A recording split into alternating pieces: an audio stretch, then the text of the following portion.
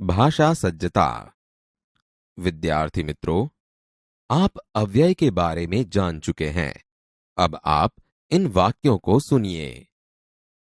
निम्नलिखित वाक्य पढ़िए। भावेश कम बोलता है। साहिल झटपट तैयार हो गया। सानिया प्रतिदिन कार्यालय जाती है। वंदना भीतर बैठी है। यहां आपने देखा कि प्रथम वाक्य में भावेश के कम बोलने की बात है। यहां बोलने की क्रिया का निर्देश है। क्रिया कम या ज्यादा हो रही है, उसकी समझ उसके आगे जुड़े कम शब्द से होती है। अर्थात कम शब्द यहां पर बोलने की क्रिया की विशेषता बताता है, इसलिए इसे क्रिया विशेषण कहा जाता है। अव्यय शब्दों द्वारा क्रिया की विशेषताएं बताए जाने पर क्रिया विशेषण 4 प्रकार के माने गए हैं। 1. कालवाचक क्रिया विशेषण, एडवर्ब ऑफ टाइम। 2. स्थानवाचक क्रिया विशेषण, एडवर्ब ऑफ प्लेस। परिमाणवाचक क्रिया विशेषण, एडवर्ब ऑफ क्वांटिटी। 4. रीतिवाचक क्रिया विशेषण, एडवर्ब ऑफ मेंबर।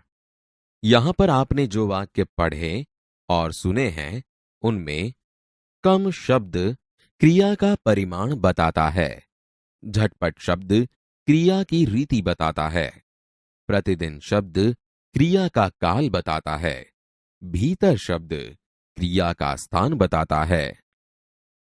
इस कोष्ठक को समझिए। कालवाचक क्रिया विशेषण, प्रातः, सायं, अब, तब, कभी, अभी, लगातार, हमेशा, रोज, हर बार आदि। स्थानवाचक क्रिया विशेषण, यहां, वहां, आगे, पीछे, ऊपर, नीचे, सामने आदि। परिमाणवाचक क्रिया विशेषण, थोड़ा, बहुत, कम, ज्यादा, अधिक, खूब, जितना, पर्याप्त आदि। रीतिवाचक क्रिया विशेषण, अचानक, तेजी से, सहसा, अकस्मात, ध्यानपूर्वक, शांतिपूर्वक आदि। मित्रों, इन वाक्यों को ध्यान से सुनिए। निम्नलिखित वाक्य पढ़िए। 1. राम के साथ लक्ष्मण भी वन में गए। 2. बगीचे के चारों ओर दीवार बनी हुई है। 3. हमारे घर के आगे मस्जिद है। 4. मनीषा मानसी से मधुर गाती है। 5. आज साजिद की जगह वाजिद खेलेगा।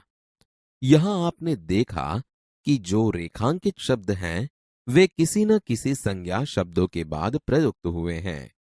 वाक्य में प्रयुक्त दो संज्ञा के बीच संबंध का बोध कराते हैं, जैसे के साथ राम और लक्ष्मण का संबंध, के चारों ओर बगीचे और दीवार का संबंध, के आगे घर और मस्जिद का संबंध, से मधुर मनीषा और मानसी का संबंध, की जगह साजिद और वाजिद का संबंध।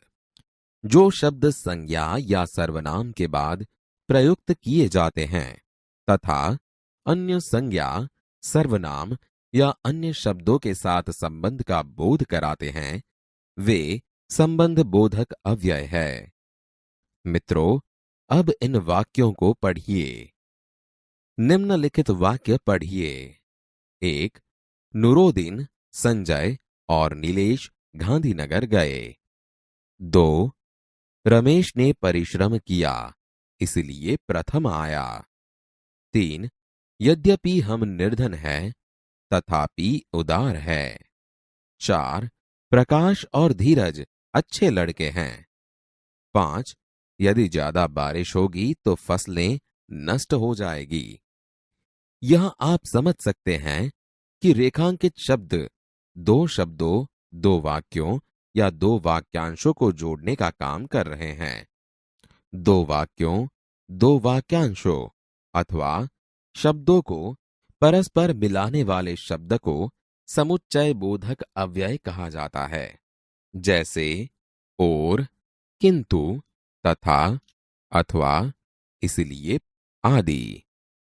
बाल दोस्तों, इन वाक्यों को सही भाव से पढ़िए। निम्नलिखित वाक्य पढ़िए। 1. अरे क्या बात करते हो। 2. हाय ये क्या हो गया। 3. वाह कितना सुंदर बालक। 4. ठहर आगे मत बढ़। 5. बाप रे इतना लंबा सांप। इन वाक्यों को पढ़ने से आप खुद कुछ महसूस कर रहे हो, है ना? हाँ, तो उपर्युक्त वाक्यों में रेखांकित शब्द शोक, विस्मय, हर्ष, क्रोध, भय आदि मान के भावों को प्रकट करते हैं।